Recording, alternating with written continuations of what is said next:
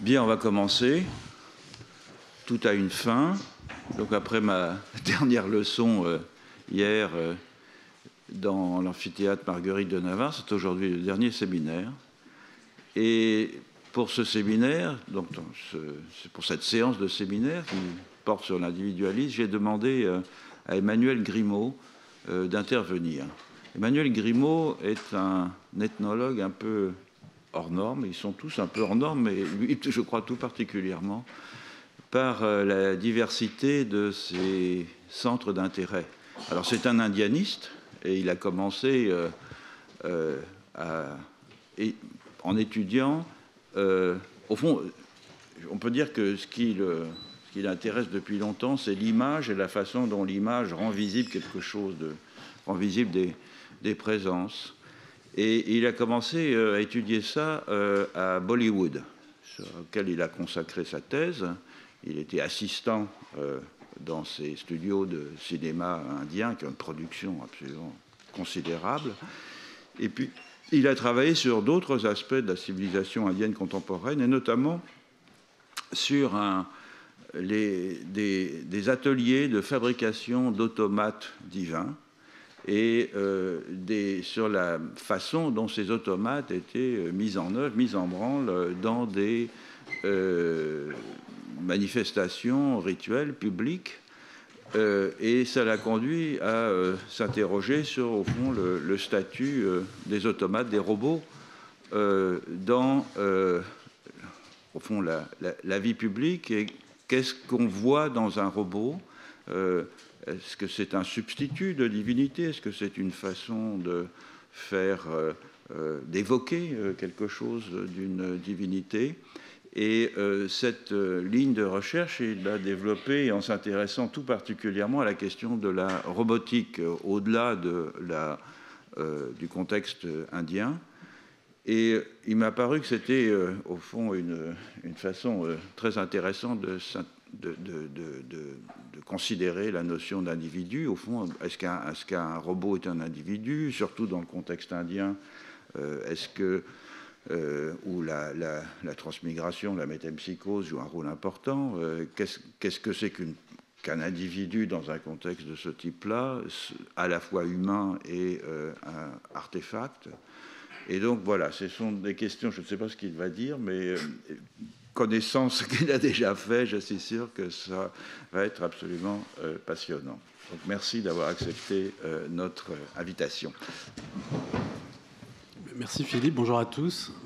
Merci pour cette invitation. Je suis ravi d'être là aujourd'hui. Les affaires de transmigration dont je vais parler sont peut-être au fond une bonne manière de conclure un séminaire sur l'individu.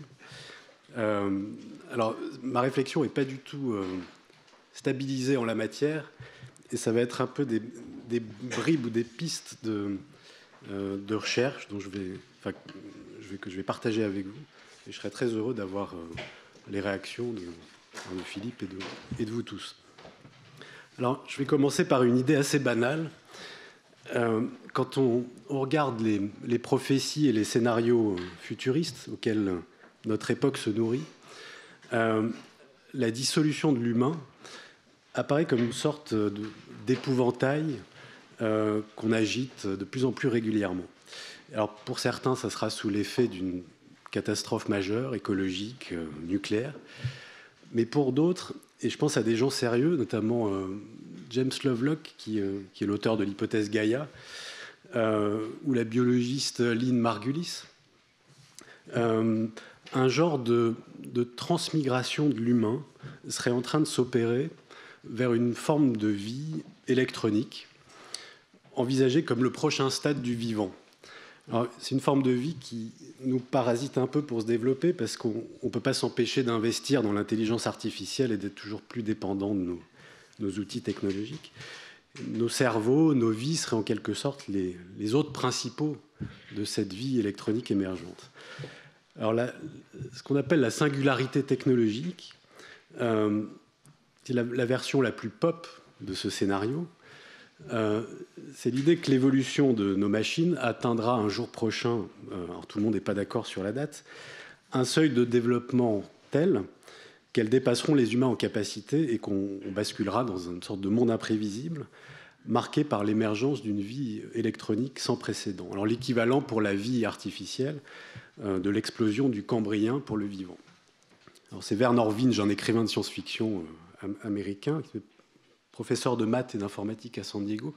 Ce qui est toujours amusant aux États-Unis, c'est que vous pouvez donner des chaires de mathématiques à des écrivains de science-fiction, et qui a proposé la version la plus, je dirais, populaire de cette théorie. Mais c'est une vieille idée en fait qu'on va retrouver alors chez Teilhard de Chardin sous une forme plutôt optimiste d'ailleurs, puisque Teilhard appelait ça le point oméga, une sorte de seuil où l'humain arriverait à une forme de dématérialisation totale via les technologies de la cognition, où tous les individus communieraient dans la noosphère. Et on retrouve la même idée aussi chez Turing, dans une certaine mesure sous une forme un peu plus ironique. Chez tous ces auteurs, en fait, l'idée, c'est que si on pousse la technologie à son terme, c'est ce qu'ils nous disent, elle ne peut que conduire à toujours plus de dématérialisation de l'humain, voire à la dissolution complète de l'individu. Alors c'est une théorie paradoxale, puisqu'elle envisage la dissolution comme le point d'aboutissement du progrès, mais elle est très prégnante dans le milieu des ingénieurs de la Silicon Valley et chez les transhumanistes en particulier. Alors ce qui est amusant avec ces théorie, c'est qu'au lieu de sonner comme une sorte de mise en garde, un scénario catastrophe qu'on pourrait éviter en détruisant toutes les machines qui nous entourent, c'est d'ailleurs ce qu'avait proposé Samuel Butler à la fin du 19e, il avait dit qu'il faut détruire les machines absolument avant que l'homme soit pour la machine ce que le cheval et le chien sont pour l'homme. Ceux qui ont adopté la singularité technologique comme prophétie voient dans la perspective de la dissolution de l'humain une sorte de moteur formidable d'invention technologique. Alors, c'est des instituts de cryogénisation, des expériences de téléchargement de l'esprit, projet russe d'ailleurs qui est largement plébiscité par le Dalai Lama. Je vais vous montrer une photo parce que c'est amusant. Voilà. Cette intervention sera sous le patronage du Dalai Lama.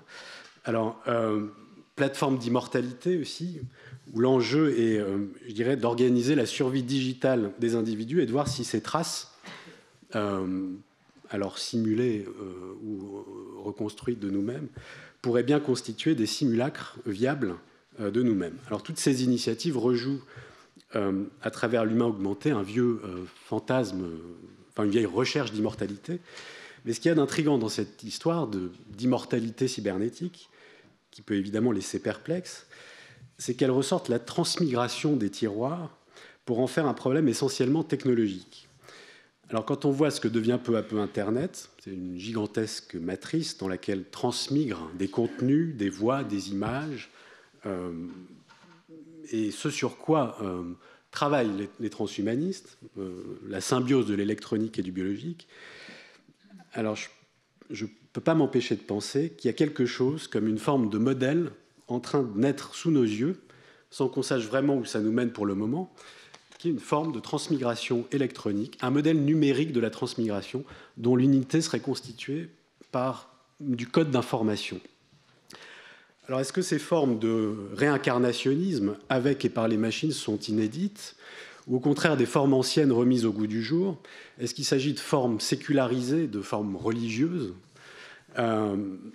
Serions-nous tous en train de devenir des transmigrants sans le savoir, ou aurions-nous déjà opéré notre transmigration électronique, j'entends? C'est une question qu'on peut se poser. En tout cas, la transmigration version brahmanique, le samsara, cycle des renaissances, qui est littéralement ce qui circule, avait déjà quelque chose d'une matrice, bien avant Internet, où circule une foule de composantes, des éléments de personnalité, des tendances, des pulsions, des traits de caractère, des éléments de conscience, des fragments de mémoire et peut-être même du code. Il y aurait sans doute une histoire à faire de ces matrices qui sont des grosses machines cosmiques, un peu dévorantes, qui aspirent le vivant pour le régurgiter autrement. Le samsara, c'est peut-être un des plus beaux modèles du genre. Alors, on peut trouver curieux que la transmigration numérique se nourrisse de la dissolution des personnes. En même temps, je pense que ce n'est pas très nouveau.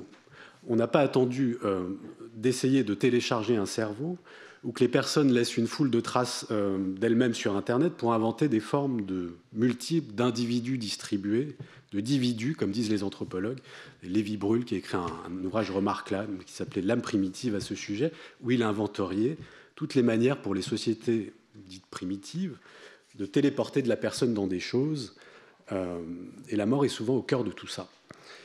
Mais dans la phase d'expérimentation historique que nous vivons, les spéculations même les plus anciennes, brahmaniques, autour de la réincarnation sont extrêmement instructives. C'est, semble-t-il, toujours au contact de la mort que la question de l'individu en Inde s'est posée avec le plus de vivacité. Et Michel Hulin, qui est un philosophe indianiste, l'avait très bien montré. Brahmanes et bouddhistes se sont livrés à plusieurs siècles de polémiques, en gros depuis le VIe siècle avant Jésus-Christ, sur ce qui transmigrait en transmigration. Quel composite, quel principe vital. Et c'est toujours en référence à ce moment critique de la mort qu'on s'est posé la question de ce qui entrait, au fond, ce qui constituait fondamentalement l'individu, la conscience, etc. Alors, je ne vais pas résumer ces spéculations qui ont été d'une créativité remarquable et qui se sont développées, au fond, peut-être sur les champs de crémation, qui étaient les meilleures arènes philosophiques. Mais disons que dans les cybernétiques de la transmigration prénumérique, la question de savoir de quel agrégat la personne est faite, qu'est-ce qui est susceptible de se reconstituer à l'échelle atomique, par quel processus invisible, c'est au cœur du débat. Et on se rend compte que c'est un peu toujours les mêmes énigmes insolubles, mais qui obligent à faire des choix, à redistribuer l'individu dans sa composition interne. Il est généralement conçu comme un mélange de parties stables et de parties éphémères qui varient dans leur dosage. Alors on peut faire varier le noyau, sa partie pivot. Les bouddhistes accusent les brahmanes de croire à un socle, le soi intangible, que les brahmanes appellent l'atman, qui dans sa version la plus joyeuse est destiné à faire en transmigration un avec l'absolu, le brahman, une sorte d'immensité cosmique pensante, si vous voulez. On dirait aujourd'hui, Teilhard de Chardin appelait ça la noosphère. Et les brahmanes accusent les bouddhistes de nier ce socle, de tout faire pour le saper ou le déréaliser en considérant que le soi intangible, c'est au fond inaccessible à l'expérience ou à la sensation et que l'ego est une illusion d'optique, une pure succession d'instantanés dont la conscience ferait l'unité illusoire. Tout ce qui transmigre alors ne serait qu'un composite d'éléments se pulvérisant et entrant par une sorte de thanatosynthèse, c'est pas eux qui emploient ce terme, mais dans de nouveaux composites ailleurs qui se feraient par embryogénèse. Alors le débat a largement débordé les terrains de crémation puisque la mort c'est toujours par la mort, enfin c'est toujours le vivant qu'on cherche à penser. Et Pipa Lada, qui est l'auteur d'un traité de l'embryon autour du VIe siècle avant Jésus-Christ, donc un rishi, un voyant, a eu cette idée tout à fait ingénieuse, mais profondément contre-intuitive, et c'est que l'embryon serait doté d'une sorte de mémoire pleine, qu'il se souviendrait de tout, et notamment de toutes ses vies antérieures, au 8e mois, en gros, quand il commence à être viable. Et il perd cette mémoire à la naissance. Donc, quand il sort du ventre de sa mère, il perd toute sa mémoire. Et alors, c'est très important, ce traité, cette théorie, pour comprendre ensuite toutes les spéculations brahmaniques au sujet et puis même les rituels funéraires. Alors, je fais un grand saut dans le temps, mais 12 siècles plus tard, il faudrait regarder cette histoire un peu plus en détail. Je vous renvoie aux travaux de Michel Hulin, si vous voulez, enfin, sur toutes ces controverses, c'est très intéressant. Il y a eu aussi quelqu'un, Paul Démiéville, ici, qui a travaillé longtemps sur ces questions, notamment sur le concile de Lhasa, alors qui s'est passé au 8e siècle. Et c'est un concile amusant, parce que le roi du Tibet décide de convoquer des moines bouddhistes et des brahmanes hindous pour résoudre l'énigme de la transmigration. Essentiellement parce qu'il y avait un moine bouddhiste à l'époque qui avait beaucoup de succès et qui proposait aux gens une sorte de méthode de méditation pour sortir du cycle des naissances, une sorte de raccourci vers le nirvana, si vous voulez. C'était un peu le New Age de l'époque. Et alors, il n'y a pas que les transhumanistes qui veulent contrôler leur transmigration, c'était déjà un problème au 8e siècle. Et le roi finit par trancher dans ce débat qui est très long et très intense. On se pose la question de savoir qu'est-ce que c'est que le soi, qu'est-ce qui survit, etc. et il se range derrière l'avis des brahmanes qui défendent l'idée qu'on ne peut pas forcer sa sortie du cycle des naissances par une méthode accélérée, si vous voulez. Alors, ce qui est intéressant, c'est que la spéculation sur ce grand circuit spectral, qui est le samsara, a jamais vraiment cessé. Elle est encore très vivace. Et il y a quelque chose ici d'une énigme ou d'une zone trouble qui perdure et qui n'a jamais vraiment été épuisée par aucune sotériologie. C'est qu'a priori, on ne peut pas faire l'expérience de la réincarnation à moins de mourir. Et pour prouver qu'elle existe, il faudrait pouvoir s'en souvenir à sa prochaine incarnation, ou bien parier sur le fait, comme le disait Lévi-Brul, qu'il y a des morts qui ne meurent pas. Alors, certes, je dirais que cette dernière idée, l'idée que les morts ne meurent pas, est très prégnante en Inde. Vous avez des rituels de crémation qui semblent assez clairs sur le fait qu'il faut nourrir le corps astral du défunt pour qu'il se réincarne correctement. On nourrit aussi d'ailleurs les autres âmes en errance qui sont en attente de réincarnation, en particulier tous les sadhus qui sont morts sans progéniture. Mais il y a des trous dans cette cybernétique invisible qui alimente une forme de spéculation qui ne s'épuise jamais vraiment. Alors le samsara est plein de trous noirs, ces règles nous sont opaques, à commencer par ce moment où, juste après la mort, on a le choix entre se réincarner ou revenir hanter les vivants. Alors, tous les rituels de crémation sont faits pour permettre le franchissement de ce seuil en toute sérénité et que l'individu se détache de la vie et se réincarne correctement au lieu de revenir. Mais personne ne sait véritablement ce qui se passe dans ce moment où l'âme entre en orbite. Enfin, l'âme ou ce composite, ou je ne sais pas. Alors, pour vous montrer la prégnance du problème, je vais vous montrer un extrait d'un film qu'on est en train de monter. C'est une conversation entre une hypnotiseuse à Calcutta qui met les gens sous hypnose pour aller dans leur vie antérieure, et je vais parler de cette méthode plus loin. Et l'un de ses patients, qui va alors dire quelques mots de ses vies antérieures, et puis il y a un officiant rituel, donc un pujari, qui fait des rituels de crémation et qui est là. Voilà. Et ils se lancent tous les trois dans un débat. Et c'est juste le début du film.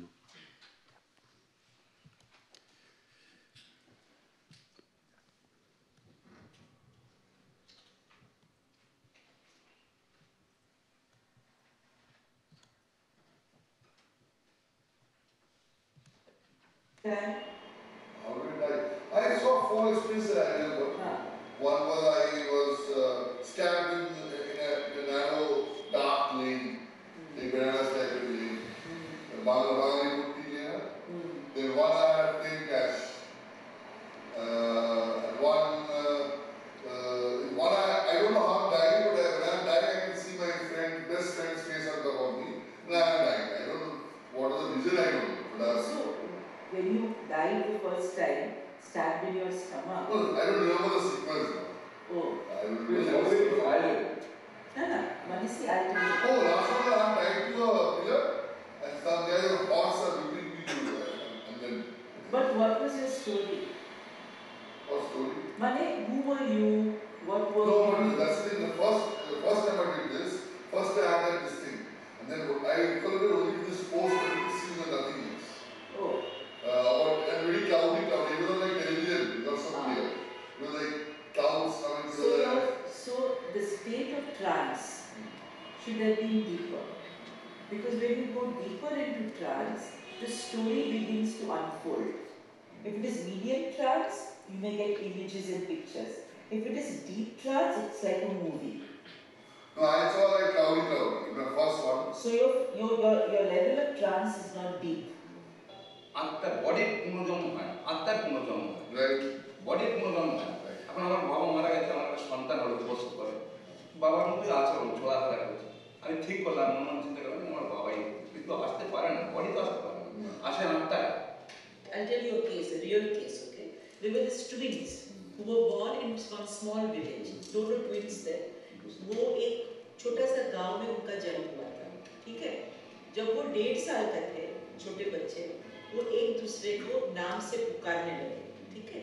एक लड़का और एक लड़की था। एक लड़की का नाम मंजू था और इसका नाम संजय था, ठीक है? पर उनका नाम इस लाइफ में वैसा नहीं था, डिफरेंट नेम था। पर वो पूर्व जीवन में जैसा उनका डेथ हुआ था, वो नाम से पुकार रहे, 1.5 साल का बच्चा। और ये प्रूव हो गया था कि ये जो बच्चा बोल रहा है वो गांव का नाम भी बोल रहे थे और ये लोग जाके हम लोगों ने जाके पता लगाया कि वहाँ पे एक गांव था और ये संजय और मंजू जो थे ये दोनों को हैंग किया गया था फ्रॉम अ ट्री.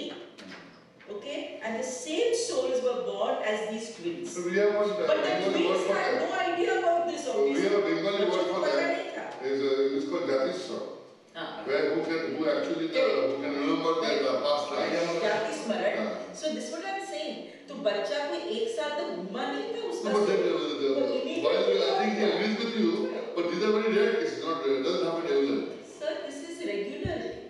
आपको क्या लगता है? Every soul on this planet will be moving around for 1 year?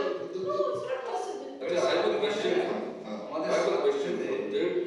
I've heard that there used to be a ghost in that other house, the red brick house, and your sister did some puja and got rid of it. Upstairs, my guys, people saying that there is no one upstairs. I mean, when you go up to the first floor, you feel uneasy, but there's no other guest in the room.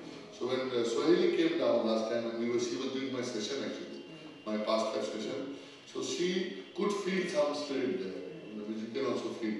And so our house is linked to the backside house. So that was a part of the original house, which when we entered the board, the owner went back. And that house is lying abandoned. That house. So sometimes what she felt was that spirit keeps coming to, when there's no one upstairs, that spirit, maybe that spirit was living in this house and her father had sold the house and she had to move away. I mean, now the house is going to be broken, the backside house. So my worry is that spirit might come and sit here permanently. It's actually all in the mind. Now that I've talked to night, I feel afraid. It's all in the mind. Alors, j'arrête là, je montrerai encore un autre extrait tout à l'heure. Je trouve un bon extrait pour voir à quel point, au fond, on est dans une zone de spéculation qui est d'une certaine façon, toujours bien vivace, où tout le monde n'est pas d'accord. Alors, il y aurait beaucoup à dire sur les 3 attitudes que vous avez vues. Une hypnotiseuse qui brandit en quelque sorte des études scientifiques pour justifier la réincarnation, ou des cas de réincarnation observés. Quelqu'un qui fait tout, alors c'est la personne qui a eu ces expériences d'hypnose, qui fait tout pour débarrasser sa maison de ses fantômes, tout en disant que tout ça est dans la tête, enfin, voilà. Et un officiant rituel qui, en off, a fini par dire à l'hypnotiseuse que les textes, il ne fallait pas forcément tout prendre à la lettre, sur ce qui était dit sur la transmigration, parce que c'était uniquement pour rassurer les vivants. Alors, la transmigration, c'est aujourd'hui en Inde une sorte de plan limite d'expérience pour une foule de gens qui non seulement spéculent et font des théories, mais parfois aussi font leurs propres enquêtes et montent même des vrais protocoles d'expérience dans un esprit quasi scientiste. Et l'hypnose régressive, je vais le montrer tout à l'heure, ça relève à la fois de l'expérience et de l'enquête. Et ça a beaucoup de succès en Inde. Mais vous avez aussi des groupes de chasseurs de fantômes, par exemple, qui ont surgi un peu partout, qui répondent à des commandes de gens qui leur demandent de venir détecter des présences chez eux pour s'en débarrasser, et qui s'installent avec des appareils magnétiques, des enregistreurs d'ondes radio, et qui essayent de capter des voix au milieu des bruits parasites. Alors les chasseurs de fantômes ont aussi leur propre théorie sur les champs magnétiques, sur ce qui se passe à cette échelle de la réalité, si vous voulez. Et tout cela comporte son lot d'énigmes qui demandent enquête. Comment des concrétions énergétiques peuvent se former et donner des personnes dans l'invisible, si vous voulez, et comment détecter de la personne à cette échelle, dans cette basse couche du réel, c'est un vrai débat pour tous ces gens. Alors, j'avance et c'est un deuxième extrait.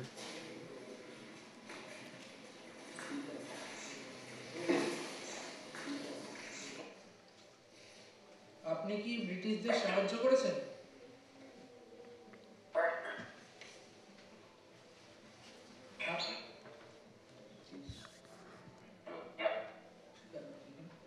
আপনি কি ব্রিটিশদের সাহায্য করেছেন?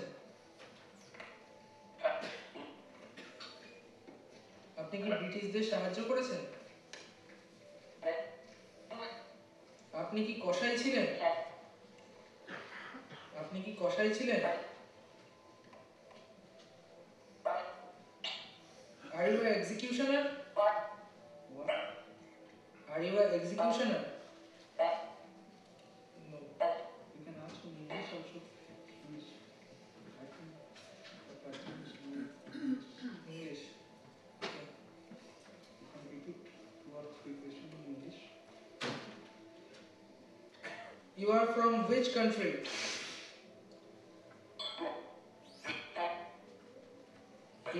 You are from which country?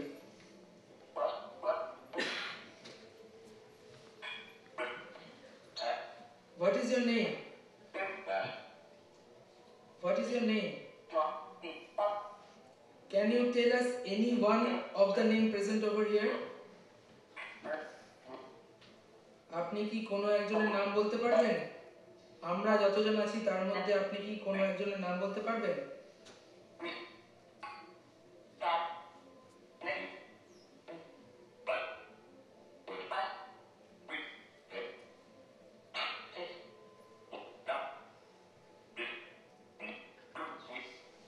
Stop the box. I feel the heat again. It's not that much cold anymore. Yes. I also can feel the heat. My hand is not so cold now. Yeah. It become very hot. Both hand. Still have. Still have something. আপনি কি চাইছেন আমরা এখান থেকে চলে যাই? তাহলে এই বাতির মধ্যে সিগন্যাল দিন। এখানে লাইট জ্বললে আমরা বুঝে যাব আপনি চাইছেন আমরা চলে যাই এখান থেকে। Yes. She want to leave the place. She wants us to leave the place. Yes. We should not stay here. It's giving signal for the leave the place. Yes, thank you. We are Respect obeying you. you. Respect you. Hope you will not follow us. Hope you will not follow us. Yes. And we are moving now and left this place with you. Okay. Thank you for the communication. We are leaving now. Thank you very much. Thank you. Hope you will not follow us. Okay. Thank you. Bon, ils ont un peu de mal à partir. Alors, ces appareils sont tout à fait intéressants, c'est qu'ils brouillent les champs radio comme si vous passiez sur des radios à toute vitesse. Et donc ça fait comme ça. Et puis vous posez des questions et, en attendant d'avoir des réponses. Alors, les réincarnés, je dirais d'un côté, les fantômes de l'autre, hantise et réincarnation, c'est un peu les deux faces d'un même circuit spectral. Et c'est ce circuit, au fond, qui pose question et qui demande d'inventer des protocoles techniques, des protocoles d'enquête, parce qu'il a probablement une consistance ou un comportement qui nous échappe totalement et que les textes anciens n'ont pas forcément réussi à pénétrer. En tout cas, c'est de cette hypothèse que partent les gens que vous avez vus avec leurs appareils et plus largement tous ceux qui ont voulu refondre ce que nous savons en la matière sous l'influence des sciences expérimentales depuis la fin du 19e. Alors, l'Inde s'est imposée comme un terrain privilégié pour ceux qui ont vu dans la transmigration une frontière de la science qu'il fallait à tout prix éclaircir. Le Mahatma Gandhi avait lancé dans les années 30 une commission d'enquête pour analyser un cas qui était devenu célèbre et qui a été très discuté ensuite, celui de Shanti Devi, qui était une jeune fille originaire de Delhi qui proclamait avoir une vie antérieure. Et la conclusion du rapport, c'est qu'on ne pouvait pas trancher sur le statut de ces réminiscences qu'elle avait. Et les recherches expérimentales, à partir de là, se sont fondées sur l'examen minutieux de cas de réincarnation proclamés. Le plus connu des chercheurs en la matière, c'était Ian Stevenson, c'était un psychiatre canadien qui, à partir des années 50, fait des recherches à peu près partout dans le monde, je dirais de la Birmanie en passant par l'Inde, il va chez les Tlingits, et qui vise à attester par tous les moyens de l'existence de la réincarnation. Et ces assistants indiens continuent encore aujourd'hui à soumettre les proclamations des gens qui se disent réincarnés à des épreuves de vérité à coup d'enquêtes quasi policières Ils soumettent toutes les familles des gens concernés à des interrogatoires, et ces cas continuent régulièrement de défrayer la chronique.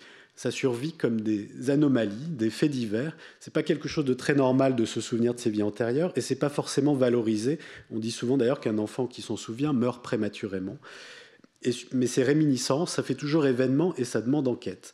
Alors, les expériences et les dispositifs les plus intéressants, je dirais, en la matière, aujourd'hui, qui contribuent à modifier l'idée qu'on se fait de la transmigration, c'est ceux qui considèrent qu'il faut la provoquer ou simuler des phénomènes qui lui seraient apparentés. Et je vais parler de l'hypnose tout à l'heure. Je crois qu'il y a une sorte de mutation qui est en train de s'opérer, un verrou qui est en train de sauter par rapport à l'époque où tout le monde était obsédé de vérité. Je dirais, en gros, depuis la fin du 19e jusqu'au début du 21e siècle. Aujourd'hui, il faut simuler la transmigration pour la comprendre. Et c'est de ce stade bien particulier dans la vie de la transmigration comme matrice, si vous voulez, dont je vais parler, parce que c'est décisif pour comprendre comment on en arrive ensuite à la transmigration électronique. Alors, Michel Hulin l'avait bien montré, de manière classique, la croyance en la réincarnation s'est appuyée sur deux types de déductions, au fond. Des expériences mystiques, extatiques, ou de méditation profonde, des états exceptionnels de conscience, et des expériences d'hypermnésie aux frontières de la mémoire. Ce que les brahmanes ont su glaner, si vous voulez, de la cybernétique de la transmigration, l'idée qu'il existerait par exemple une sorte de part de soi intangible, quelque chose de partagé avec non seulement tous les autres êtres vivants, mais aussi avec tous les autres constituants de l'univers, à commencer par l'univers en personne, Brahman. Hulin nous dit que ça se conçoit très bien comme des déductions d'expériences mystiques. De même, l'idée qu'on puisse avoir été quelqu'un d'autre, avoir eu des vies antérieures, ou qu'on abrite une sorte de grappe de personnes antérieures. Alors, l'idée que le samsara serait une sorte de grande mécanique cosmique à combiner et recombiner des traits singuliers et à générer des synchronicités hasardeuses qui seraient au fond les individus, ça se conçoit mieux en revanche à partir des expériences d'hypermnésie. Sont des anomalies. Alors, c'est souvent des enfants qui en sont les victimes, entre 4 et 7 ans, qui disent se souvenir de vie antérieure et font généralement des récits traumatiques. Des cas qui ont été largement étudiés, donc, comme je le disais tout à l'heure, par Ian Stevenson, alors il y aurait beaucoup à dire sur Stevenson. Ce qui est intéressant, c'est qu'il examine les traces de naissance, parce que souvent les enfants réincarnés portent des traces corporelles de leur existence antérieure, et il essaye de vérifier si la réincarnation est plausible dans chaque cas, s'il n'y a pas eu de contact, en gros, entre l'hôte et le parasite, si je puis dire, celui qui se dit réincarné et celui dont on pense qu'il est la réincarnation. Et ces cas sont troublants car ils connectent au fond des gens singuliers, appartenant à des univers éloignés, qui se trouvent avoir eu un passé commun. Et ce que Stevenson déduit de toutes ces anomalies, c'est qu'il y aurait un genre de piratage embryogénétique ou cryptogénétique qui se produirait à une échelle inconnue du vivant. Et ces derniers travaux, les plus intrigants, je dirais même presque les plus fous, invitent les épigénéticiens à prendre au sérieux l'idée de la réincarnation.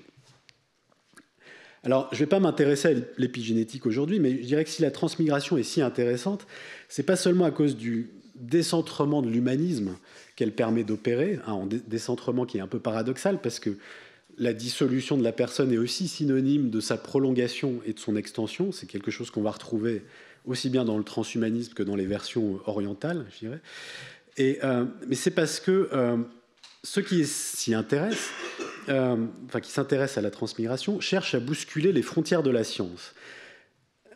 La transmigration comme matrice, si vous voulez, c'est un espace d'anomalie extraordinaire aux frontières du vivant, aux frontières de la personne et de la mémoire.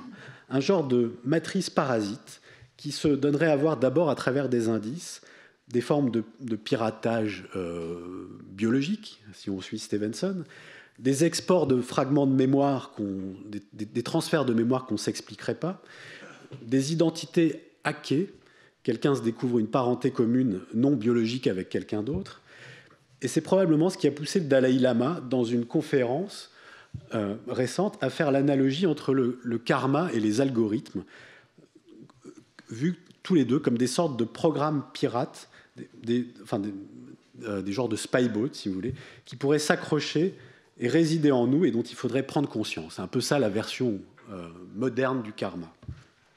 Alors, il y a une chose qui nous empêche d'avaler un peu trop vite cette analogie, même quand c'est le Dalai Lama qui parle, c'est que le transhumanisme court en fait après une sorte de prolongation, je dirais, un peu désespérée et souvent morbide des personnes. Alors que dans les formes orientales, hindoues, bouddhistes, la réincarnation est vue comme ce à quoi il faut échapper à tout prix. C'est d'ailleurs un malentendu très ancien qui avait bien pointé René Guénon dans un livre qui s'appelait L'erreur spirit. Il avait montré que les versions orientales ont toujours considéré d'une certaine façon la réincarnation comme quelque chose de terrible, dont il fallait se libérer, alors que les spirites du 19e, en gros, ont vu en elle un moyen d'augmenter l'individu et la possibilité pour lui de se racheter. Et ils ont débouché sur une forme égocentrique de réincarnationnisme, un genre d'individualisme spectral augmenté. Je dis spectral parce que c'est dans l'invisible que ça se passe, bien avant que les transhumanistes l'envisagent par le biais des machines. Alors, il est encore trop tôt pour... Je vais montrer quand même une photo amusante du Dalai Lama. Parce que... Voilà, c'est pas de ça, cette phrase.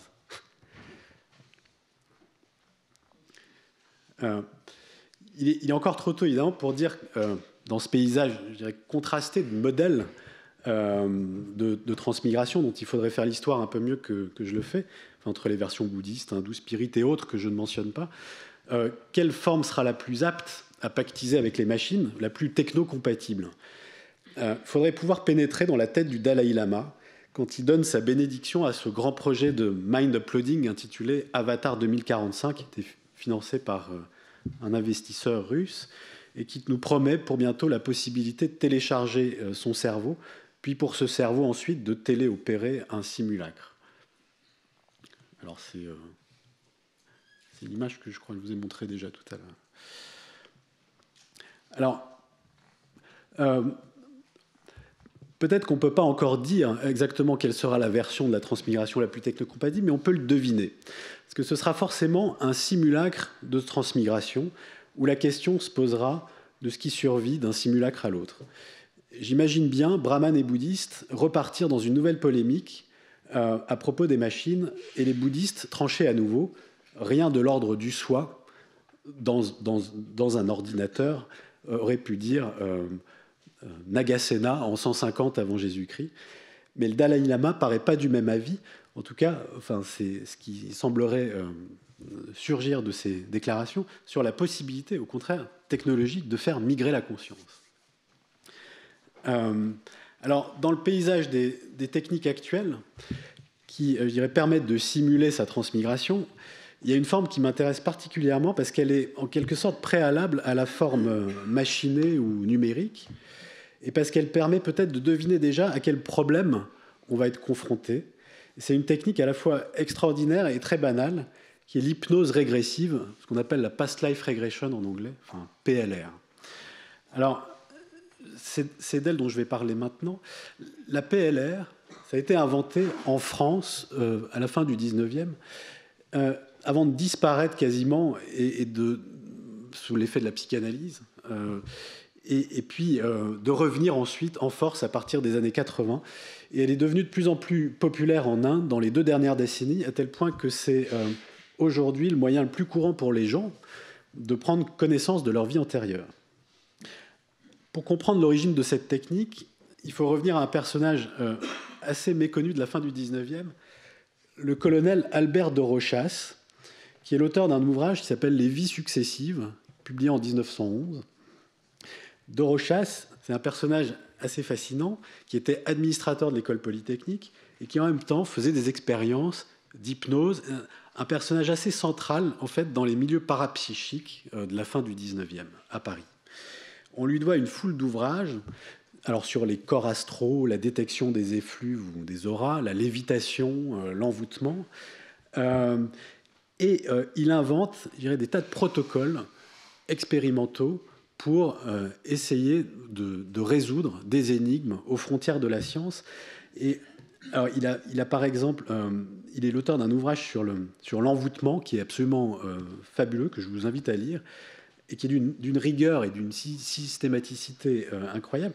Et il essaye de tester, au fond, l'envoûtement sur quelqu'un pour éprouver comment ça marche. Mais il démonte l'envoûtement petit à petit. Alors, il prend des objets, il prend des aiguilles, des plaques photographiques, etc. Et il nous embarque comme ça dans un récit pour nous montrer comment l'envoûtement est possible de manière totalement expérimentale.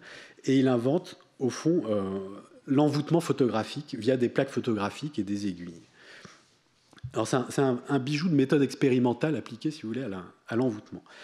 Alors, les vies successives, c'est un journal de cas des expériences d'hypnose qu'il a menées avec ses patients. Il semblerait qu'il ait rencontré en fait la question des vies antérieures par accident en menant un peu plus loin que d'habitude ses expériences, faisant remonter ses patients dans le temps jusqu'à leur enfance. Et il s'est aperçu qu'en poussant un peu l'induction, quand on demande à quelqu'un sous hypnose de s'imaginer qu'il a 18 ans, ensuite qu'il a 10 ans, qu'il a 5 ans, qu'il a 2 ans, etc., qu'on le fait régresser, si vous voulez, jusqu'à l'état fœtal, l'hypnotisé va se retrouver spontanément ensuite dans un nouveau corps. Et je le cite, il dit « Son esprit, entraîné par une marche continue, soit dans le rajeunissement, soit dans le vieillissement, poursuit son chemin. » Et à la grande surprise de Dorochas, on peut régresser ainsi de sa naissance jusqu'à une mort antérieure, un corps antérieur, et parfois vers d'autres naissances préalables qui cachent d'autres morts et d'autres corps antérieurs. Alors, le livre de Dorochas s'intitule « Les vies successives » et non pas « Les vies antérieures ». Parce que ce que retient Dorochas, c'est que des états de corps se succèdent dans une certaine temporalité. Ce ne sont pas des souvenirs qu'on éveille, dit-il, ce sont les états successifs de la personnalité que l'on évoque. Et ce qui frappe Dorochas, c'est que la personne sous hypnose n'est pas spectatrice de ces scènes qui se dérouleraient devant ses yeux, mais bien actrice, propulsée dans un monde virtuel dont à l'état conscient, elle ne soupçonne pas l'existence, un peu comme dans un jeu vidéo, si vous... mais sauf que le jeu vidéo n'existait pas à l'époque. Alors, je vais vous lire le cas, par exemple, de Joséphine, qui est un des cas qu'il a étudié, mis sous hypnose. Je vais peut-être ouvrir ça, comme ça vous pourrez suivre le texte en même temps.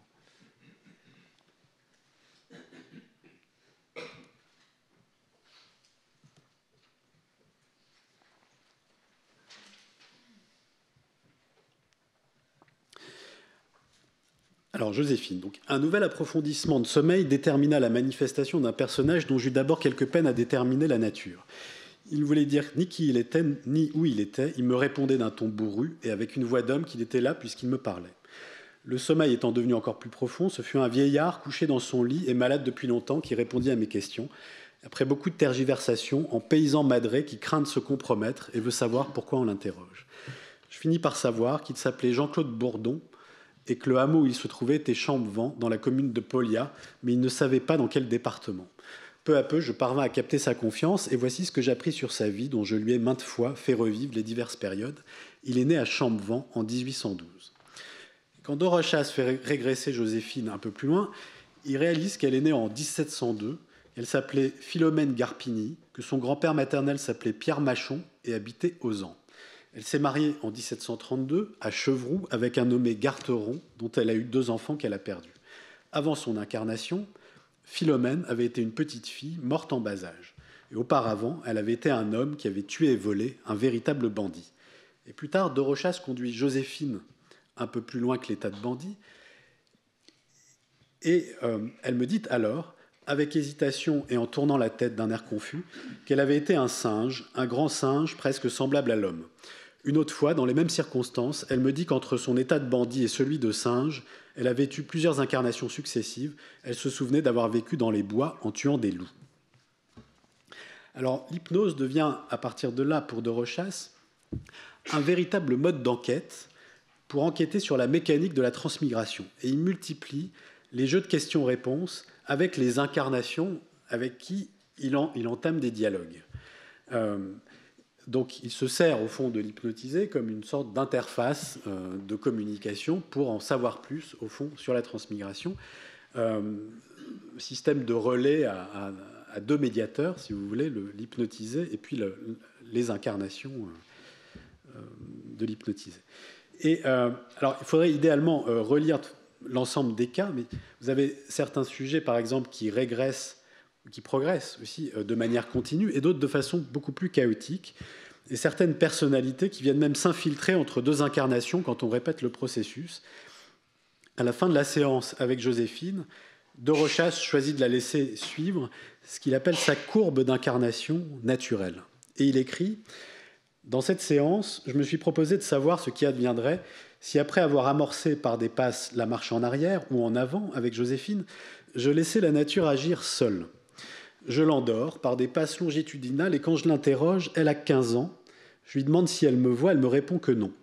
Elle entend cependant ma voix et pense que c'est le diable qui lui parle. Cependant, elle n'a pas peur. Elle ne connaît pas M. de Rochas, je l'abandonne alors à elle-même, il est 1h30. À 1h40, je l'interroge de nouveau, elle est assez longtemps sans me répondre. Quand elle me répond, elle a 10 ans. Elle ne me voit pas, mais m'entend. Elle est avec de jeunes compagnes qui ne m'entendent pas et lui disent qu'elle est folle. Sa sensibilité est extériorisée. 2h10, elle a 5 ans. 2h25, elle ne sait pas son âge. Elle tête sa mère et remue les lèvres comme en tétant. Elle tête mon doigt quand je le présente à sa bouche. 2h35, elle s'agite et paraît souffrir. Elle est Jean-Claude mort. Je la réveille alors par des passes transversales et je l'abandonne à elle-même quand elle a atteint l'âge de 2 ans dans sa vie actuelle. 2h50, elle a continué toute seule le mouvement imprimé dans le temps. Elle a maintenant 4 ans. Elle a mis un quart d'heure pour vieillir de 2 ans. Si cela continuait de la même façon, il y faudrait pour vieillir de 14 ans, de 4 à 18 ans, 7 quarts d'heure ou 1h 3/4. Elle se réveillerait donc naturellement à 4h30. 3h10, elle a 9 ans. Elle m'entend et ne me voit pas. Elle suppose que ma voix est celle d'un ange. De 2h50 à 3h10, elle a vieilli de 5 ans en 20 minutes. La rapidité du réveil s'accélère. 3h25, elle a 12 ans. 3h40, elle a 14 ans. En construisant la courbe correspondant à ces données, on voit qu'elle arrivera à son âge actuel, entre 18 et 19 ans, vers 4h. 4h08, réveil spontané. Alors, ce que fait jaillir cette séance, c'est donc une courbe qui correspondrait à un rythme de progression, de régression, progression, si vous voulez, propre à chacun, de traversée de plusieurs corps. Mais de Rochas met en suspens tout jugement sur la nature de ce qui s'incarne. Est-ce que c'est des vies antérieures? Est-ce que c'est une sorte de roman subliminal qu'on se ferait à soi-même? S'agit-il véritablement de réminiscence ou de production étrange où la mémoire et l'imagination seraient également impliquées? Il tranche pas vraiment. Il invente un genre de théâtre, au fond, où tout cela s'exprime dans son ambiguïté, et il laisse le lecteur se débrouiller avec tout ça. Il le dit lui-même, c'est trop mêlé, d'une certaine façon, les données imaginaires et les données qui pourraient sembler plausibles pour qu'on se prononce vraiment. Mais il y a quand même des choses très intéressantes dans tout ça. Par exemple, il y a une grande différence entre les séances d'hypnose et les séances médiumniques auxquelles les gens se livraient à l'époque. Dans les séances médiumniques, enfin spirites, les gens s'imaginaient volontiers être Marie-Antoinette ou Napoléon, ce qui fait que le spiritisme a été largement critiqué pour avoir nourri une sorte de réincarnationnisme mégalomaniaque. Et de Rochas ne cache pas d'ailleurs son scepticisme par rapport à ce que Guénon a appelé après lui une épidémie réincarnationniste qui serait emparée des cercles spirites à la fin du XIXe. Les grands hommes se manifestent beaucoup plus volontiers que les autres. Il faut croire qu'ils se réincarnent aussi beaucoup plus souvent et même simultanément à de multiples exemplaires, dit Guénon. Il y a la même ironie chez Douglas Home, qui dit à propos des séances auxquelles il a assisté, un autre grand critique, sceptique, si vous voulez, par rapport au spiritisme. J'ai eu l'honneur de rencontrer au moins 12 Marie-Antoinette, 6 ou 7 Marie Stuart, une foule de Saint-Louis et autres rois, une vingtaine d'Alexandre et de César, mais jamais un simple Jean-Jean. Alors, les hypnoses fournissent des données plus surprenantes que ces séances spirites, parce qu'elles font surgir une multitude de gens qui sont des illustres inconnus, des Jean-Jean. Et de Rochas est obligé d'aller faire son enquête ensuite, d'éplucher les cadastres pour voir si ces personnages ont vraiment existé. Il y a des détails historiques qui émergent et qui laissent perplexes. Alors que les séances spirites favorisaient la réapparition des grands hommes, les séances régressives surprennent à l'inverse par l'irruption de personnages inconnus. Ce sont presque exclusivement des oubliés de la grande histoire qui sont convoqués. Alors, au moment de trancher, de Rochas nous laisse sur une incertitude, et c'est, je crois, la beauté de son étude. Il ne nous dit pas que ce à quoi il a touché, ce sont des vies antérieures ou de la pure imagination. Mais il dit qu'il y a peut-être ici des formes inconnues de mémoire impliquées, des formes de mémoire ancestrales qui pourraient bien se manifester qu'après plusieurs générations, comme les ressemblances corporelles ou les maladies héréditaires, ou des fragments de mémoire qui voyageraient d'un individu à un autre par des voies que nous ne connaissons pas. Alors, je vais faire un grand saut historique parce que tout cela n'est pas fini, bien au contraire. La régression s'est retrouvée presque reprise en l'état où l'avait laissée de Rochas, dans toutes ses ambiguïtés, exportée en Inde à la fin du XXe siècle via des psychiatres américains qui l'ont adoptée et qui ont formé des tas de gens à cette méthode thérapeutique d'introspection. Ça s'est imposé comme une méthode pour résoudre des traumatismes, des phobies, ou simplement s'explorer soi-même. Il y a eu une banalisation de tout ça via les thérapies alternatives. En se dividuant dans des incarnations, le patient expulserait certains traumatismes, fournissant au thérapeute un riche matériau narratif sur lequel il peut travailler. Le simple fait de faire porter la responsabilité de difficultés présentes à des personnalités antérieures est reconnu comme ayant un effet libérateur au présent.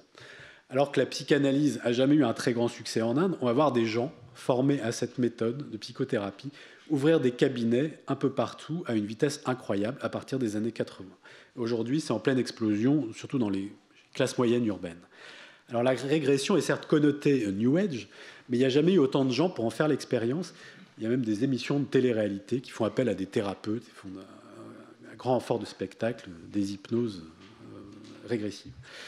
Alors, ce n'est pas forcément nécessaire de croire à la réincarnation pour faire une régression. Et on peut être sceptique et s'adonner à l'expérience, et on n'est pas obligé d'y voir non plus des vies antérieures. On peut aussi y voir une sorte de produit du subconscient, ou encore des images surgies d'un fond mémoriel archétypal, si vous voulez, à la Jung, un pur produit de son imagination, ou une technique de visualisation, tout simplement, un genre de modèle virtuel à but thérapeutique. Les vertus des jeux de rôle sont d'ailleurs souvent invoquées par les praticiens lorsqu'ils sont attaqués pour justifier de la régression mémorielle aux yeux des sceptiques. Régime de simulation, donc, acceptable, relégué au pire dans le virtuel pour ceux qui n'y croient pas, mais un virtuel thérapeutique efficace. Et le meilleur moyen de prendre conscience de la courbe karmique dont nous sommes le produit, y compris pour les sceptiques. Alors, je vais juste vous montrer un extrait. C'est juste le début et la fin d'une hypnose d'une personne qui s'appelle Joy. Alors, je montre simplement, c'est le tout début de l'hypnose et la fin. Et je vais vous raconter ce qui s'est passé au milieu. Mais faites pas trop attention à toutes ces images qu'on a mises dessus, parce que c'est une version provisoire. Parce qu'on a essayé de montrer, de représenter la façon dont la mémoire va fouiller des images, mais c'est très provisoire. There were 3 Anandas. One he died at the lap of one Ananda. There were 2 more Anandas.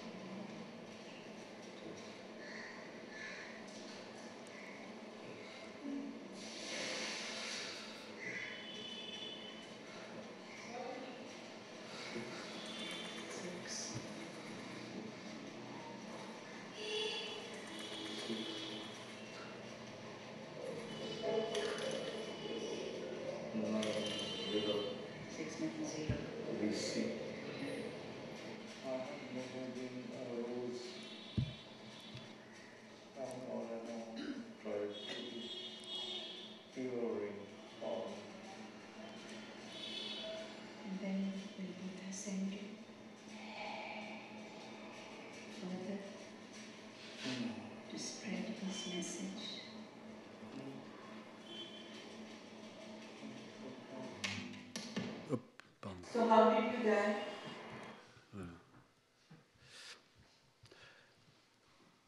Alors, c'est juste pour vous montrer des images en tête de la personne dont je vais parler. Alors, Joy, c'est un cas amusant parce qu'il est astrologue et il a des impressions de vertige comme ça. Alors, il va consulter un neurologue, et rien n'est anormal. Et il décide de consulter une hypnotiseuse pour ses vertiges. Et à peine le mot d'hypnose prononcé, il rentre dans une espèce de transe profonde. Généralement, il faut que l'hypnotiseuse travaille dur pour mettre la personne dans un état de relaxation suffisant. Mais lui avait déjà les yeux révulsés et était déjà dans son univers. L'hypnotiseuse a tenté plusieurs fois de le réveiller pour l'asseoir plus confortablement, et sans jamais réussir. Et Joy finit par décrire, sous hypnose, la courbe précise de ses incarnations. Alors, ce qu'on ne voit pas dans le film, ça aurait été trop long, et que je vais résumer. Assistant du Bouddha, en moins 600 avant Jésus-Christ, il a d'abord été lotus, perdu quelque part au-dessus du Canada à l'aube de l'humanité, puis vécu ensuite toute une série de réincarnations tragiques, torturé comme esclave noir, mort brûlé dans son champ alors qu'il était paysan dans le sud de l'Inde et s'appelait Murugan.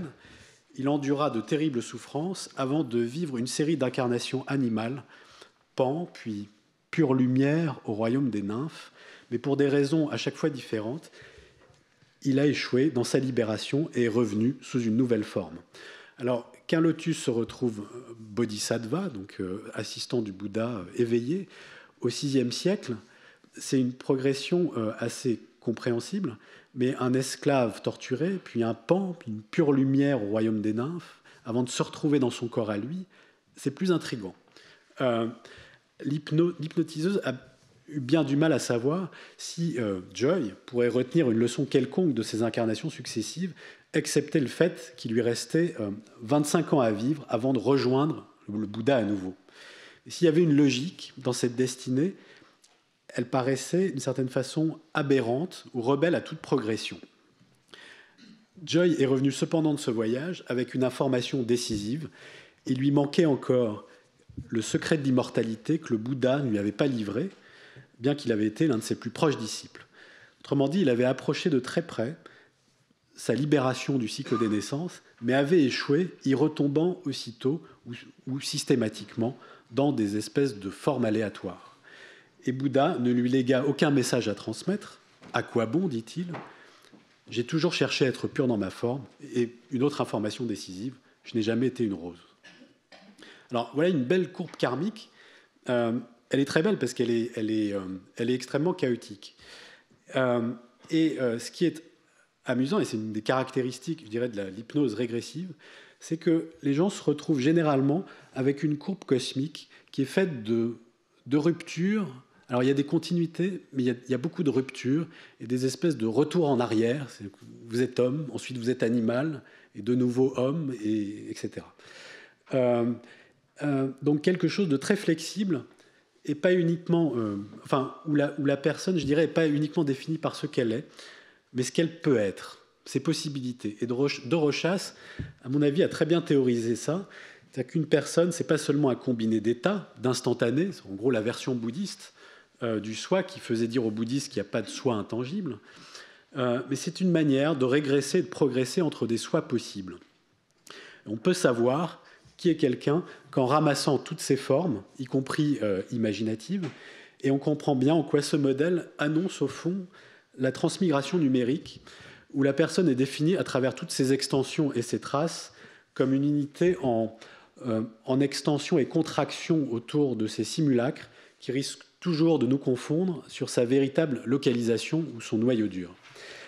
La régression, en se généralisant et en se démocratisant, a popularisé l'idée que le samsara était une sorte de matrice parasite qu'il fallait faire parler, pourvoyeuse de messages, annonçant en même temps qu'elle en simule, je crois, quelques-unes des propriétés, la transmigration numérique.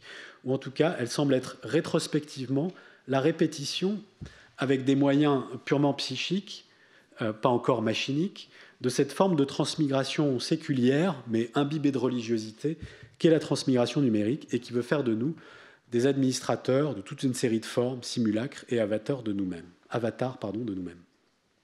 Alors, à partir du moment où on a rejeté l'idée qu'on puisse véritablement répondre à la question de savoir si on pouvait avoir de la transmigration des preuves irréfutables, à moins de mourir soi-même, la question, ça a été davantage de savoir dans quelles conditions on pouvait mourir pour de faux. Et quand ce problème-là va rencontrer, je dirais, celui de l'intelligence des machines, ça va faire un cocktail un peu détonnant. Et c'est un peu la phase dans laquelle nous sommes aujourd'hui. Je rappelle un des enjeux, je dirais, du test de Turing, par exemple. Turing se dit la question de savoir si les machines sont intelligentes, ce n'est pas une question qu'on peut trancher en réalité. Il faut plutôt s'interroger sur les conditions dans lesquelles une machine peut nous tromper sur le fait qu'elle pense. D'une certaine façon, il s'est un peu passé la même chose dans l'histoire de la réincarnation, si vous voulez.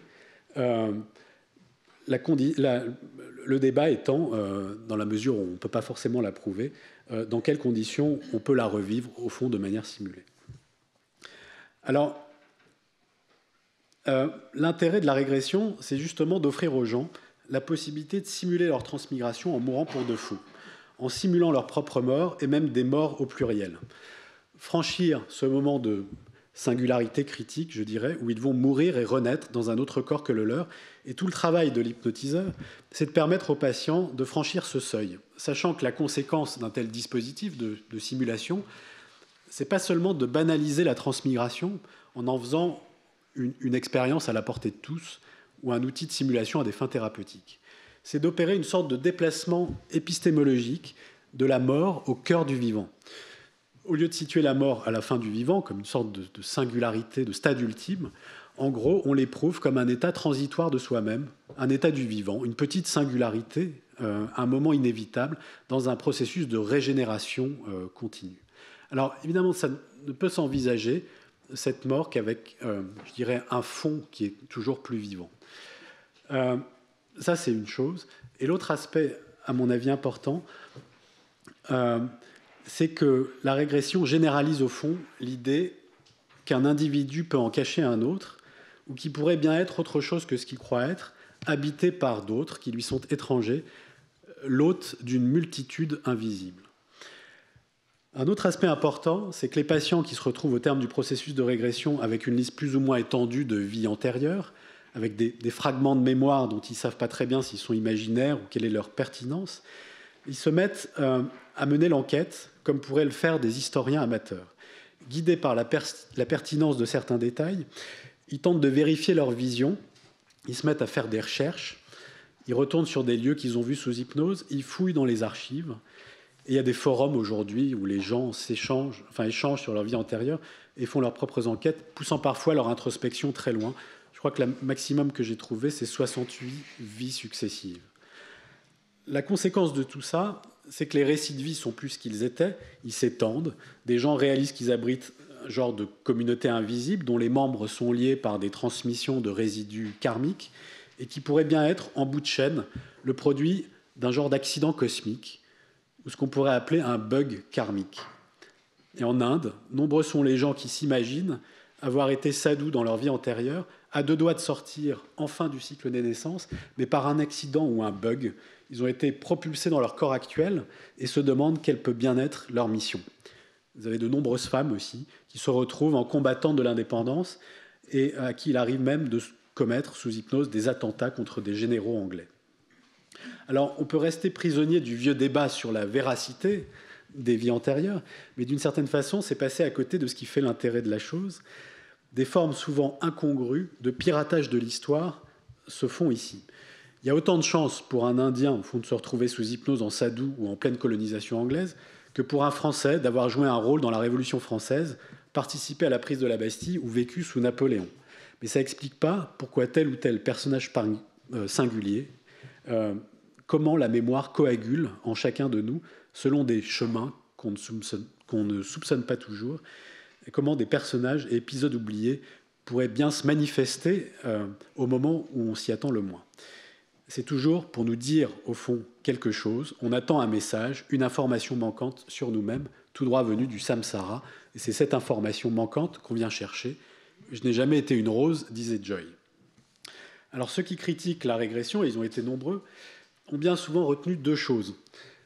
La dividuation, ou le fait que les réincarnations peuvent être provoquées sur commande, par personnalité multiple induite, et induction de fausses mémoires de l'autre. Alors, il y a eu des controverses qui ont été bien étudiées autour des débats sur les personnalités multiples aux États-Unis à partir des années 80, où les psychothérapeutes qui pratiquent ce genre de régression deviennent les cibles de toutes les critiques accusées d'induire des personnalités fictives chez les gens. Alors,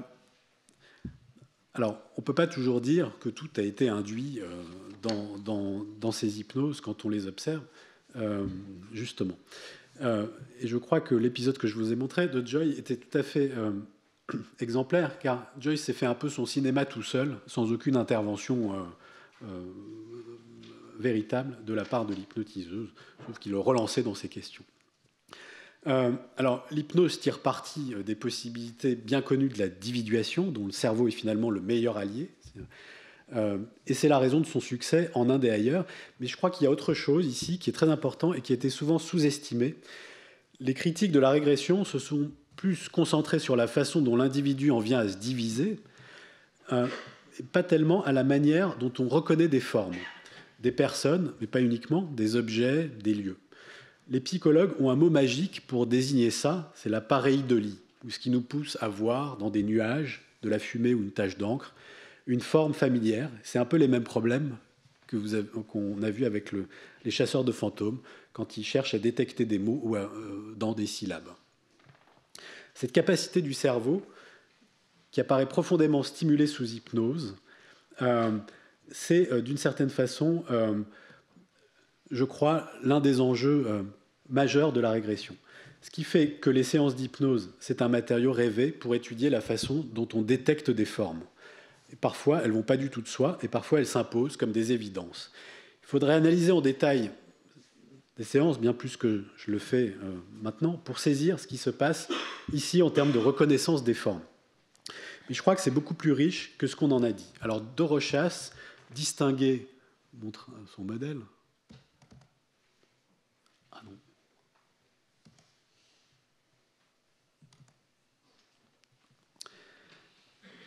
Dorochasse distinguait 5 états de léthargie, des états gradués, si vous voulez, qui vont de la crédulité à la sympathie à distance, et qui varient en gros d'une sorte de demi-sommeil jusqu'à des états de transe.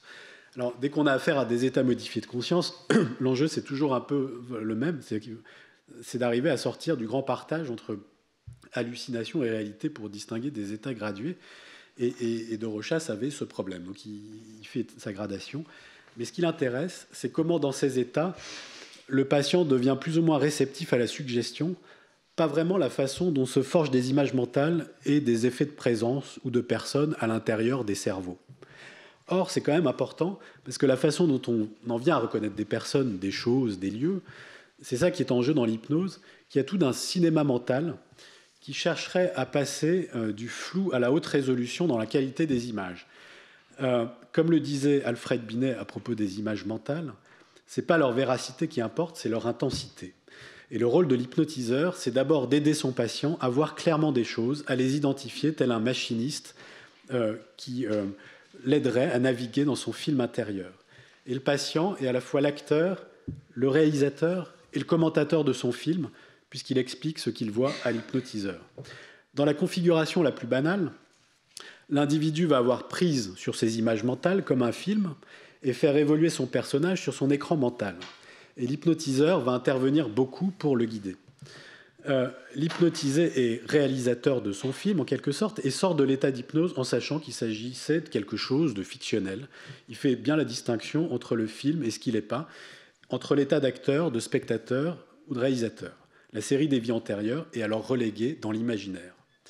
Mais il y a d'autres états où c'est plus compliqué, où savoir si on est réalisateur, acteur ou spectateur de son film est beaucoup plus troublant. Comme un cinéma où on passerait son temps à échanger les positions.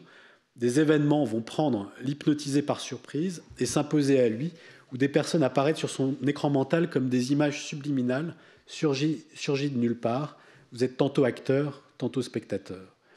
Au réveil, l'hypnotisé va avoir tendance à accorder une importance plus grande à ces événements qui lui sont étrangers et qui se sont imposés à lui, autrement dit, au moment où il est spectateur.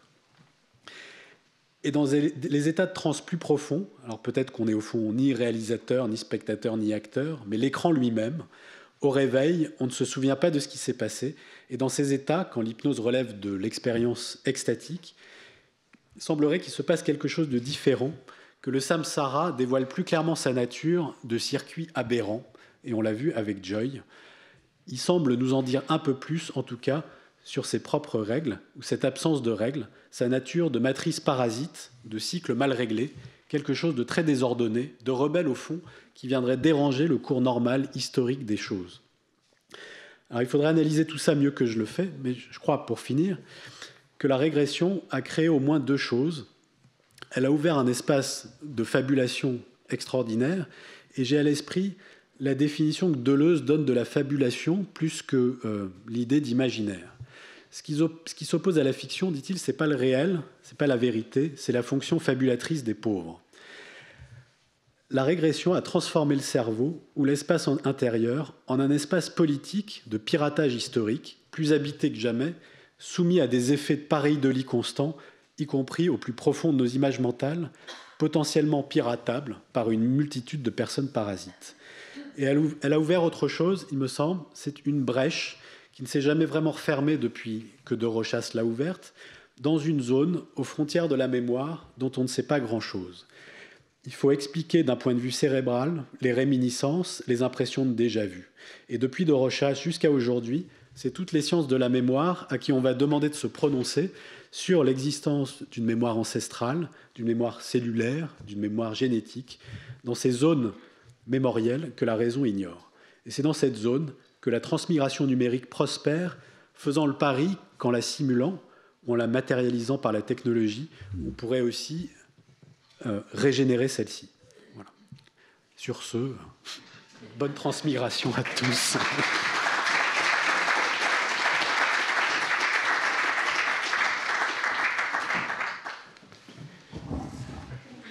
Merci Emmanuel Grimaud pour cet exposé passionnant. La chose qui m'a frappé, c'est, sans vouloir à toute force introduire des catégories heuristiques auxquelles j'attache une certaine importance, c'est le contraste qu'il y a entre l'explication ou le commentaire que tu as donné des expériences d'hypnose régressive du colonel de Rochat, qui était donc un polytechnicien, j'imagine, un ingénieur, et qu'on peut définir comme un naturaliste peut-être, et puis les débats, notamment au concile de Lhasa, sur, au fond, l'incertitude qui règne quant à ce qui se transmet de réincarnation en réincarnation, et qui me semble, de ce point de vue-là, être assez exemplaire de ce que j'ai appelé l'analogisme. C'est-à-dire, on a d'un côté une conception de la personne qui est fondée sur l'équilibre plus ou moins instable de composantes en renouvellement constant, et on comprend très bien que dans un cas pareil, la mort n'est qu'une réorganisation de ces composantes et que ces choses-là se transmettent au fil du temps. Certaines d'entre elles, on ne sait pas justement lesquelles, ce qui est le motif des débats entre les hindouistes et les bouddhistes. Tandis que dans le cas du colonel de Rochat, tu as dit ce sont pour lui des états de corps qui se succèdent. Et au fond, son interrogation, d'après ce que j'ai compris, c'est dans ces états de corps qui se succèdent, quelle est la continuité de l'intériorité, pourrait-on dire, c'est-à-dire au fond de ce qui est permanent chez Joséphine, par exemple. Et donc, d'abord, je voulais te demander si tu penses que c'est un contraste qu'on peut proposer, et en même temps, avec le caractère expérimental qu'a pris maintenant en Inde, comme tu l'as montré, avec cette diffusion de l'hypnose régressive, on a le sentiment que des conceptions de l'individualisme européen, disons, sont venus un peu gauchir, au fond, des conceptions plus anciennes. Et de la même façon, la diffusion en Europe de la pensée bouddhiste en particulier peut permettre de penser que des formes, que des théories de la personne ou des ontologies naturalistes sont d'une certaine façon influencées aussi par des modèles analogistes. Et donc on a des reconfigurations qui tiennent au fond à ces influences réciproques. Voilà, c'est un premier commentaire ou une première question. Mais, effectivement, je pense que tu as tout à fait raison sur je pense que De Rochas, c'est peut-être un des derniers naturalistes sur la transmigration. Alors, en fait, il me semble que l'enjeu, c'est d'essayer de voir un peu vers quoi on s'achemine. C'est pour ça qu'on est dans un moment un peu critique de refondation ontologique. Et c'est un peu difficile de savoir où on va. Enfin, quelle va être l'ontologie qui vient. Enfin, ça, c'est un des vrais enjeux pour nous tous. Je suis assez d'accord avec l'idée que l'analogisme est en train de prendre le dessus, voilà, de réorganiser pas mal de choses. Et ce qui est amusant, c'est que dans ce moment critique de refondation, effectivement, la mort est aussi un enjeu pour réorganiser tout ça. On est en train de bifurquer vers quelque chose de très composite pour le moment, et c'est pour ça que c'est très difficile de savoir où ça va. Parce que quand le Dalai Lama dialogue avec des gens qui font du mind uploading, on se dit mais c'est quand même très curieux. C'est quand même pas tout à fait les mêmes conceptions. C'est pas tout à fait les bouddhistes de l'époque médiévale. Là, voilà. Mais comme le débat est extrêmement ouvert et que, en gros, à partir du moment où on considère que la personne est quelque chose au fond, n'est pas définie par ce qu'elle est, mais par sa flexibilité. Enfin, sa flexibilité de personne, c'est-à-dire comment est-ce qu'on va naviguer entre des états, naviguer peut-être même entre des formes de soi-même, des simulacres, etc. Enfin, là, on débouche sur quelque chose qui est effectivement une forme d'analogisme assez classique que les brahmanes, au fond, ont très bien pensé. Et c'est pas tout à fait, effectivement, la réincarnation spirit, enfin celle à la De Rochas.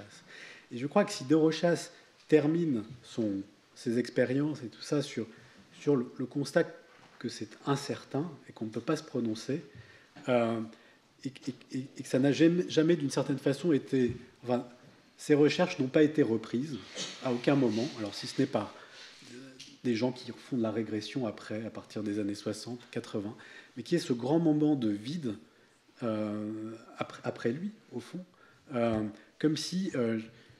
alors, je veux dire, le naturalisme ne pouvait pas répondre, enfin se heurter quelque part à une frontière de lui-même et à un impensé, au fond. Et je crois que cet impensé se traduit par un long silence, au fond, qui dure de 1911 jusqu'au, on va dire, les années 80, en gros, enfin 60, 80, là-dessus. Et aujourd'hui, on assiste à quelque chose alors, qui est très surprenant, parce que la question de savoir si la régression, c'est de l'imaginaire ou si c'est des vraies vies antérieures, là, c'est une question qui était extrêmement pertinente et importante à la fin du 19e. Enfin, ça a été le problème crucial. Et puis, c'est le problème crucial aussi de Stevenson, quand il fait ses recherches sur les enfants réincarnés. Il applique cette espèce de raisonnement... ces protocoles très scientistes pour dire attention, il faut faire la part des choses. Dans la plupart des cas d'enfants réincarnés, il y en a 80%, on peut les expliquer par des gens qui se connaissent, qui ont vécu les mêmes choses, etc. Et puis il y a 20% des cas, c'est toujours pareil dans les recherches parapsychiques, il y a toujours un résidu. Et c'est ce résidu qui... c'est William James qui appelait ça je crois le résidu classificatoire, c'est-à-dire le truc qui échappe toujours à l'appareil de classification. Il y a quelques cas où effectivement on peut faire l'hypothèse de la réincarnation. Alors, Stevenson débouche là-dessus. Voilà. Mais il y a, je dirais, un rayon de librairie consacré à la réincarnation qui ne cesse de désemplir toujours, avec des gens qui cherchent à prouver que ça existe. Et on peut être surpris par le nombre de livres, de gens qui disent mais oui, ça existe, etc. Enfin, si on était vraiment convaincu, un livre aurait suffi. Mais non, c'est comme une sorte de zone trouble dans laquelle il faut absolument fouiller de manière répétitive et presque obsessionnelle, quoi, et qu'on n'arrive jamais à résoudre. Alors, c'est ce problème-là, au fond, dont héritent les gens qui s'aventurent ensuite dans le projet de la transmigration numérique, au fond. Et je crois que c'est encore trop tôt pour dire ce qui va jaillir de ça, dans quelle direction ça va. Mais je pense qu'il y a certains indices qui nous montrent qu'il y a des verrous qui ont sauté déjà. Donc le verrou entre l'imaginaire et réalité, en gros, pour ce qui est de ces expériences de vie antérieure. Voilà. Ça, déjà, c'est à partir du moment où la régression est acceptable. Voilà. Et puis, il y a d'autres choses. Alors, il faudrait examiner un peu mieux que je le fais, tous les débats autour de tout ce qui était téléchargement de l'esprit, etc., migration de la conscience, etc. Il y a une forme de banalisation, au fond, de la transmigration qui se fait d'un côté, parce qu'on pourrait se dire que la matrice d'Internet n'est au fond que ça, une sorte de grande matrice à faire transmigrer des contenus, enfin, voilà, des images, du code, d'information, etc. Et d'une certaine façon, il y a une direction, je dirais, séculière, enfin, une sécularisation de la transmigration dans Internet. Et puis de l'autre côté, il y a une sorte de réappropriation par les idéologues de la Silicon Valley, mais ce n'est pas les seuls. Il y a une espèce de complexe, je pense, américano-soviético-bouddhiste, vous voyez, qui s'est emparé de ça pour nous dire que voilà, le numérique serait la seule voie possible pour nous, pour notre survie, en gros.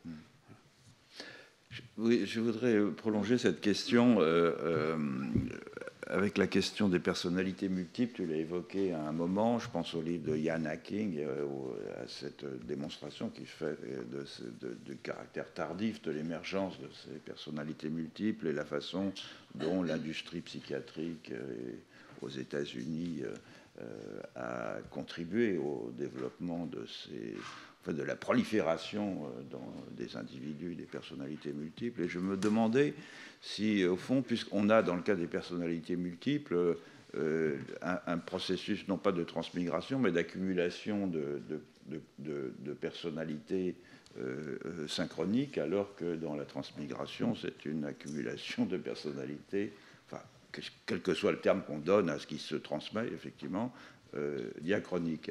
Et je me demandais si on peut interpréter cette épidémie des personnalités multiples dans la psychiatrie américaine comme, au fond, une sorte de tentative du naturalisme de psychologiser ou de réduire, au fond, la question de la diversité des composantes de toute personne et de la possibilité précisément de revenir en arrière par l'hypnose régressive à une question tout simplement psychiatrique ou psychologique plus simple. Hein. Et d'autre part, est-ce que... alors, c'est une question annexe. Dans le cas indien, est-ce qu'on a ce même genre de choses? Est-ce qu'on a eu, par exemple, des épidémies aussi de personnalités multiples? Ou est-ce que la transmigration, au fond, s'occupe de résoudre cette question par la multiplicité diachronique plutôt que la multiplicité synchronique? Alors, je ne pense pas qu'il y ait eu d'épidémie réincarnationniste en Inde, parce que en réalité, c'est assez mal vu d'avoir des vies antérieures, enfin de se souvenir.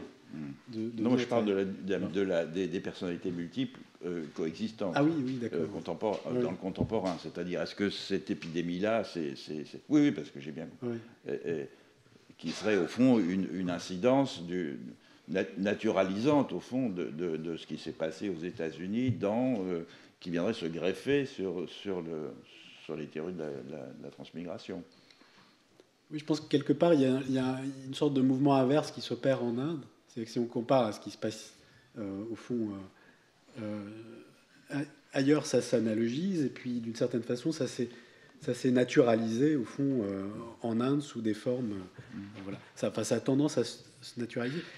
Et cette naturalisation prend la forme, c'est ce que tu dis, c'est-à-dire qu'il y a une forme de cérébralisation. Enfin, on va enfermer le samsara, en gros, dans les cerveaux.